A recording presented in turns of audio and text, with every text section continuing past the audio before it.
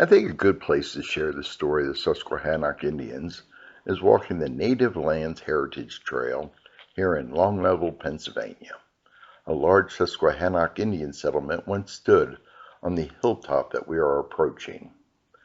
The Susquehannock, also known as the Conestoga, were an Iroquoian people who lived in the lower Susquehanna River watershed in what is now Pennsylvania. Their name means people of the muddy river.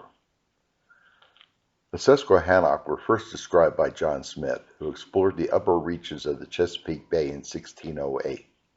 The Susquehannocks were active in the fur trade and established close trading relationships with Virginia, New Sweden, and New Netherland.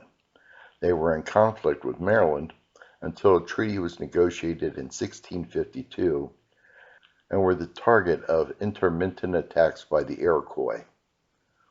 The Susquehannock had been living in the lower Susquehanna River Valley for more than 100 years before coming to this hilltop. From their arrival in the mid-1500s to the 1600s, they utilized the fertile land on the Lancaster County side of the river for the extensive fields needed to grow the crops that supported their large communities.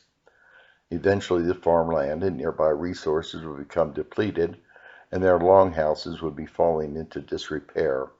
So after about 25 years, they would create a new community here on the York County side of the Susquehanna River.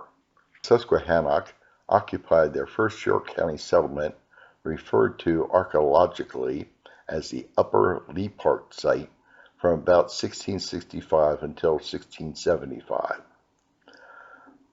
By the 1670s, their population had declined sharply as a result of disease and war. The Susquehannock abandoned their town on the Susquehanna River and moved south into Maryland. They erected a palisaded village on Piscataway Creek, but in September 1675, the Susquehannock were besieged by militias from Maryland and Virginia. After being blamed for violence against Virginian colonists, they were given permission in 1676 to return to their Pennsylvania homeland, where they created a community on the hill overlooking the river that is now Native Lands County Park. In the late 1680s, a remnant group of Susquehannock who had been living among the Seneca returned to their traditional homeland in the lower Susquehanna River Valley. In Lancaster County, they established a village north of the Conestoga River near the confluence with the Susquehanna River, where they were later joined by several Seneca families. Here they became known as the Conestoga.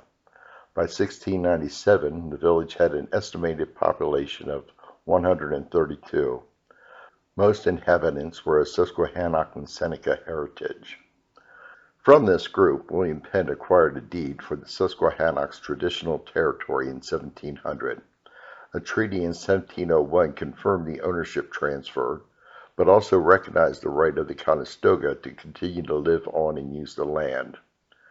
For the next few decades, Conestoga Town, as it came to be known, was an important trading center and a meeting place for negotiations between Pennsylvania and various indigenous groups. Its importance, however, waned as the focus of the fur trade and European settlement moved west. The population declined due to outmigration, and the remaining Conestoga became increasingly impoverished and depended upon the Pennsylvania government, who occasionally provided clothing and provisions. In 1730, a group of Scotch-Irish squatters occupied Conestoga Manor, declaring that it was against the laws of God and nature, as so much land should lie idle, while so many Christians wanted it to labor on and to raise their bread. Although the squatters were promptly evicted, the Penn family began to sell off portions of Conestoga Manor, eventually leaving the Conestoga with less than 500 acres. The Conestoga remained neutral during the 7 Years' War and Pontiac's War. Although they had lived peacefully with their colonial neighbors for decades, they were no longer able to support their families by hunting, for fear of being mistaken for hostile warriors. They bartered brooms and baskets, fished, and tended their gardens, but increasingly they depended upon gifts of clothing and rations.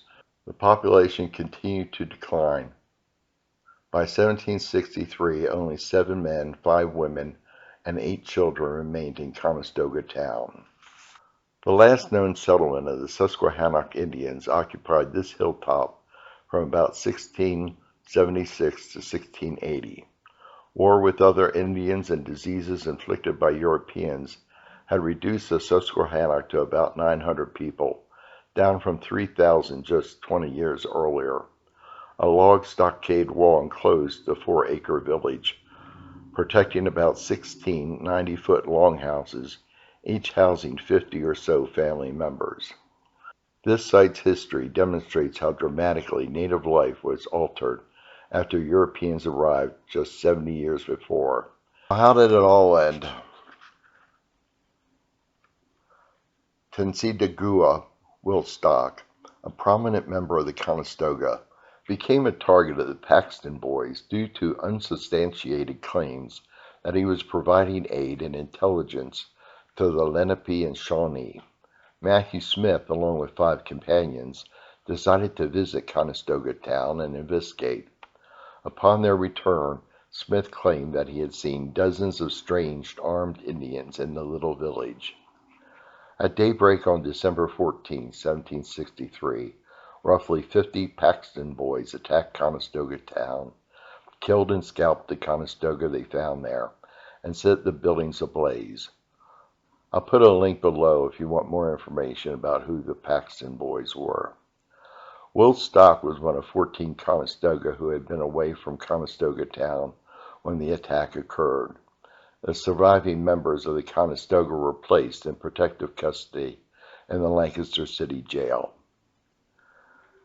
Angry that many of the Conestoga had escaped, the Paxton Boys rode into Lancaster 2 weeks later. On December 27, 1763, the Paxton Boys broke into the jail and killed, scalped, and dismembered all 14 of the surviving Conestoga, including the women and children. William Henry, a resident of Lancaster, described the aftermath. I saw a number of people running down the street towards the jail, which enticed me and other lads to follow them. About 60 or 80 yards from the jail, we met from 25 to 35 men, well mounted on horses and with rifles, tomahawks, and scalping knives equipped for murder. I ran into the prison yard, and there, oh, what a horrid sight presented itself to my view. Near the back door of the prison lay an old Indian and his wife, particularly well known and esteemed by the people of the town on account of his placid and friendly conduct. His name was Will Stock. Across him and his wife lay 2 children, about the age of 3 years, whose heads were split with a tomahawk, and their scalps all taken off. Towards the middle of the jail yard, along the west side of the wall, lay a stout Indian, whom I particularly noticed to have been shot in the breast. His legs were chopped with a tomahawk, his hands cut off, and finally a rifle ball discharged in his mouth, so that his head was blown to atoms, and the brains were splashed against, and yet hanging to the wall, for 3 or 4 feet around. This man's hands and feet had also been chopped off with a tomahawk. In this manner lay the whole of them, men, women, and children, spread about the prison yard, shot, scalped, hacked, and cut to pieces. Where there are a significant number of indigenous people alive today of Susquehannock ancestry, the Susquehannock, as a distinct cultural entity, are now considered extinct. The Fulton Opera House, reportedly the oldest working theater in the United States, was built in 1852 on the foundation of Lancaster's former jail, which dated to 1739. The back wall of the Fulton is the only part of the old jail that remains. I wonder if the people who attend shows at the Fulton know anything about the tragedy that took place there. Well, I hope you found this video interesting and informative. I grew up in York County and actually had heard of the Susquehannock, but I never knew the story of the Susquehannock slash Conestoga Indians. And if you did find this video interesting, I would kindly ask if you would consider subscribing to the channel, giving it a thumbs up. I like to read comments that people post, and I answer every one. And hit that notification bell if you want to know when new videos are coming out. And wishing you a blessed day.